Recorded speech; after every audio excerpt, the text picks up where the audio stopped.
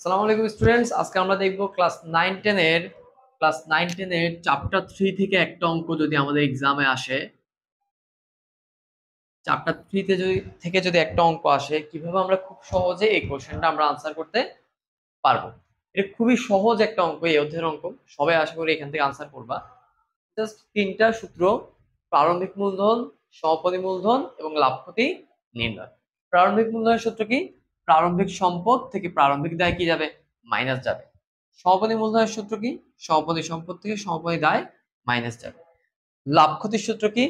সমাপনী মূলধনের সাথে উত্তোলন যোগ হবে এবং প্রারম্ভিক মূলধন আর অতিরিক্ত মূলধন যোগ হয়ে কি যাবে? জাস্ট বাদ চলে যাবে।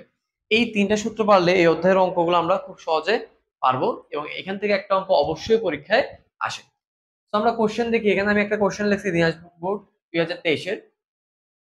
দিনাজপুর বোর্ড 2023-এর এই কোশ্চেনটা, এই টাইপের একটা কোশ্চেন অবশ্যই আসে। মাঝে মধ্যে লাইন বাই লাইনও থাকতে পারে, ছক না থেকে।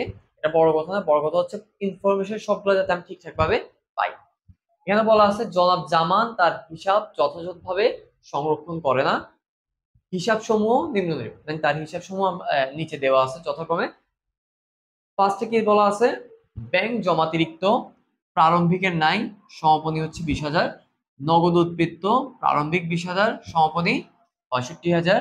প্রাপ্য হিসাব প্রারম্ভিক 40,000, সমাপনী 35,000। প্রদেয় হিসাব প্রারম্ভিক 35,000, সমাপনী 27,000। আসবাবপত্র প্রারম্ভিক নাই, সমাপনী 30,000।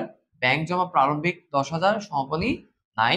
মজুত পণ্য প্রারম্ভিক 60,000, সমাপনী 80,000। প্রারম্ভিক কিভাবে বুঝবো আমরা? এই যে 1/1 তারিখে যেটা থাকবে এটা হচ্ছে প্রারম্ভিক, এবং 31/12 যেটা থাকবে এটা সমাপনী। এতটুকু আমাদের বুঝলে হবে। উক্ত সময়ে প্রতি মাসে, দেখো, প্রতি মাসে উত্তোলন করছে কত?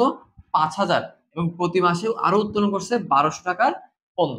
যেহেতু এই অঙ্কটা আমাদের বছরের, এই অঙ্কটা কিসের? বছরের।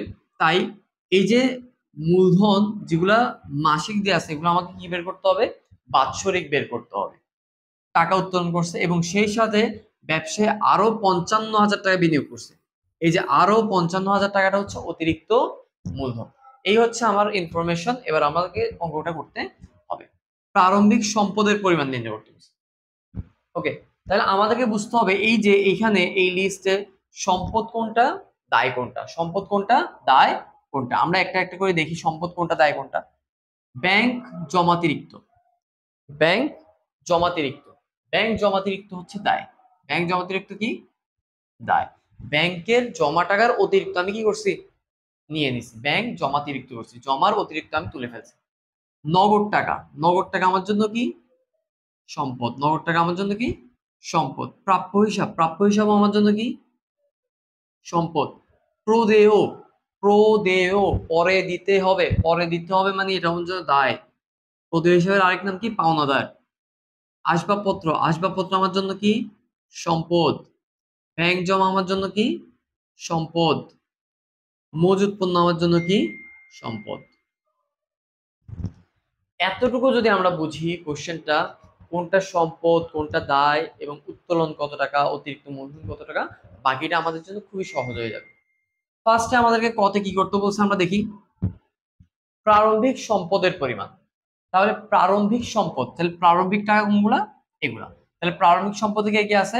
এই যে নগদ উদ্বৃত্ত আছে, প্রাপ্য হিসাব আছে, এটা তো দায়। এই যে আসবাবপত্র নাই, না থাকলে নাই, আমরা দিব না, এখানে টাকা নাই, জিরো। ঠিক আছে। ব্যাংক জমা 10,000 আর মজুত পণ্য 60,000। তাহলে আমরা ক পারবো, ক আমি করতেছি না, আমরা ডিরেক্ট খ থেকে শুরু করব। ঠিক আছে। প্রারম্ভিক ও সমাপনী মূলধন। এই যে আমাদের প্রথম সূত্র হচ্ছে প্রারম্ভিক মূলধন, দ্বিতীয় সূত্র হচ্ছে সমাপনী মূলধন। প্রারম্ভিক মূলধন কিভাবে বের করবো? প্রারম্ভিক সম্পদগুলো যোগ করব আর প্রারম্ভিক দায় কি করব? বাদ দিয়ে দিব। তাহলে আমরা প্রারম্ভিক সম্পদগুলো লিখি আগে। তাহলে এগুলো হচ্ছে প্রারম্ভিক। তাহলে সম্পদগুলো লিখবো, সম্পত্তি কি করব? মাইনাস করব কি? দায়গুলো আমরা কি করব? মাইনাস করব। তাহলে প্রথমটা হচ্ছে জমাতিরিক্ত দায়, তাহলে দায়টা নাই, না থাকলে নাই। দ্বিতীয়টা হচ্ছে নগদ উদ্বৃত্ত, এটা কি সম্পদ? কত? 20,000। সম্পদ পাশে লিখে ফেলবো আমরা কত? 20,000। ওকে। প্রাপ্য হিসাব কি? সম্পদ কত টাকা? 40,000 টাকা প্লাস 40,000 টাকা। প্রদেয় হিসাব দায় কত টাকা? 35,000 টাকা। প্রদেয় হিসাব দায় কত টাকা? ৩৫,০০০ টাকা। ওকে, এরপরে আসবাবপত্র নাই, না থাকলে নাই, 0। ব্যাংক জমা সম্পদ ১০,০০০ টাকা। ব্যাংক জমাতে আমি আরো কি করব? ১০,০০০ টাকা অ্যাড করব। প্লাস মজুদ পণ্য সম্পদ ৬০,০০০ টাকা অ্যাড করব। আমার এখানে জায়গা হচ্ছে না বলে আমি নিচে যে লিখছি তোমরা পাশাপাশি লিখবা। আচ্ছা, দায়টা এই পাশে লিখে দিই। দায় কি ছিল? প্রদেয় হিসাব ছিল শুধু ৩৫,০০০ টাকা। পাশে লিখি ৩৫,০০০ টাকা। ওকে, এবার জাস্ট আমরা কি করব? সম্পদগুলো যোগ করব এবং দায়টা লেস করব। সম্পদগুলো যোগ করি। ৬০ আর ৪০ এ ১,০০,০০০, ২০ আর ১০ এ ১,৩০,০০০। ১,৩০,০০০ মাইনাস ৩৫,০০০। ১,৩০,০০০ থেকে ৩৫,০০০ গেলে ৯৫,০০০। তাহলে আমাদের প্রারম্ভিক মূলধন বের হয়ে গেছে। দেখো কতে আমাদেরকে বলছে প্রারম্ভিক সম্পদ। প্রারম্ভিক সম্পদ কত? ১,৩০,০০০। এবং খতে বলছে প্রারম্ভিক ও সমাপনী মূলধন। তাহলে প্রারম্ভিক মূলধন বের করে ফেলছে কত? ৯৫,০০০। একই রকম আমরা সমাপনী মূলধনটা বের করব। সমাপনী মূলধন, সমাপনী সম্পদ মাইনাস সমাপনী, নিচে লিখি সমাপনী দায়। সমাপনী সমাপনী কোনগুলা? এইগুলা। প্রথমে কি আছে? ব্যাংক জমা দেখতেছে ২০,০০০। এখানে দায় পাশে লিখি আমি কত? ২০,০০০। নগদ উদ্বৃত্ত আছে ৬৫,০০০। তাহলে নগদ তো আমার জন্য সম্পদ ৬৫,০০০। প্রাপ্য আমার জন্য সম্পদ ৩৫,০০০। প্রদেয় আমার জন্য দায় ২৭,০০০। আসবাবপত্র ৩০,০০০ আমার জন্য সম্পদ। ব্যাংক জমা ১০,০০০।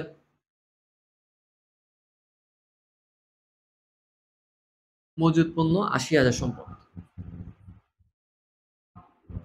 এতটুকু আমাদের কোশ্চেন হয়ে গেছে। জাস্ট সম্পদগুলো যোগ করব, সমাপনী সম্পদগুলো, আর সমাপনী দায়টা কি করব? বাদ দিয়ে দিব। তাহলে আমি করি, সম্পদগুলো যোগ করি। ৬৫ আর ৩৫ ১,০০,০০০, ১,৩০,০০০, ৩০ আর ১০ ৪০, ২,২০,০০০। ২,২০,০০০ মাইনাস ২০ আর ২৭ যোগ করলে ৪৭। ওকে, ২,২০,০০০ থেকে ৪৭ গেলে কত হয়? ১,৭৩,০০০। তাহলে আমাদের সমাপনী মূলধনও বেড়ে গেছে, সরি প্রারম্ভিক মূলধনও বেড়ে গেছে ৯৫,০০০, সমাপনী মূলধন বেড়ে গেছে ১,৭৩,০০০। গতে আমাকে বলছে লাভ ক্ষতি নির্ণয় করতে। তাহলে লাভ ক্ষতির সূত্র কি আমাদের? সমাপনী মূলধন যোগ উত্তোলন মাইনাস প্রারম্ভিক মূলধন যোগ অতিরিক্ত মূলধন। তোমরা এটা নরমালি মনে রাখবা, সউ মাইনাস প্রাউ, সউ মাইনাস প্রাউ। ওকে, ফার্স্টে আমাদের সমাপনী মূলধন। সমাপনী মূলধন কত? এই যে মাত্র আমরা বের করছি ১,৭৩,০০০। ১,৭৩,০০০ প্লাস উত্তোলন কত? এই যে আমাদেরকে উত্তোলন বের করতে হবে। প্রতি মাসে নগদ উত্তোলন করছে ৫,০০০ এবং পণ্য উত্তোলন করছে ১২০০।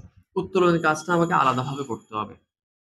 যদিও বা অনেক সময় উত্তোলন একসাথে দেওয়া থাকে, কিন্তু এখানে যেহেতু একসাথে দেওয়া নাই, তাহলে আমাকে কি করতে হবে? আলাদা কাজটা করতে হবে। নগদ কত টাকা করে উত্তোলন করছে? ৫,০০০ ইন্টু কত? ১২। কত হয়? ৫-১২ ৬০। ৫-১২ ৬০।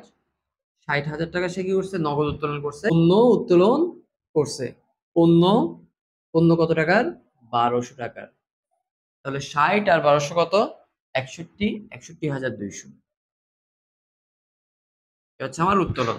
তাহলে এখানে আমি লিখবো ৬১,২০০ মাইনাস প্রারম্ভিক মূলধন কত আমাদের? আমরা বের করছি ৯৫,০০০ টাকা প্রারম্ভিক মূলধন। আর আরেকটা কি হবে? অতিরিক্ত মূলধন। অতিরিক্ত মূলধন কি আনছিল? মাঝে মধ্যে পরীক্ষা অতিরিক্ত মূলধন থাকে না, ঠিক আছে? মাঝে মধ্যে পরীক্ষা অতিরিক্ত মূলধন থাকে না। অতিরিক্ত মূলধন কত? ৫৫,০০০। এই যে আমাকে দেওয়া আছে ৫৫,০০০ টাকা আরো বিনিয়োগ করছে, মানে আরো টাকা আনছে, এটাই তো মূলধন ৫৫,০০০ টাকা। এবার আমরা জাস্ট সিম্পলি কি করব? ক্যালকুলেশন করব। সিম্পলি কি করব? ক্যালকুলেশন করব। ১,৭৩,০০০ প্লাস ৬১,২০০, তাহলে কত হয়? ২,৩৪,২০০। ২,৩৪,২০০ মাইনাস, এই যে মাইনাস ৯৫,০০০ আর ৫৫,০০০ যোগ করলে ৯৫,০০০ যোগ ৫৫,০০০ 1,50,000, 1,50,000। এবার 2,34,200 থেকে আমি যদি 1,50,000 বাদ দিই, থাকে হচ্ছে 84,200, 84,200 টাকা। যেহেতু আমাদের এটা এটা বড় এবং এটা ছোট, তাহলে আমার প্লাস আসছে। যদি প্লাস আসে বুঝতে হবে কি হইছে? লাভ হইছে। বুঝতে হবে কি হইছে? লাভ হইছে। আর যদি এটা ছোট হয়, এটা বড় হয় তাহলে বুঝে নিব কি? লস হইছে। এভাবে করে তোমরা এই অঙ্কটা খুব সহজেই কি করতে পারবা? করে ফেলতে পারবা।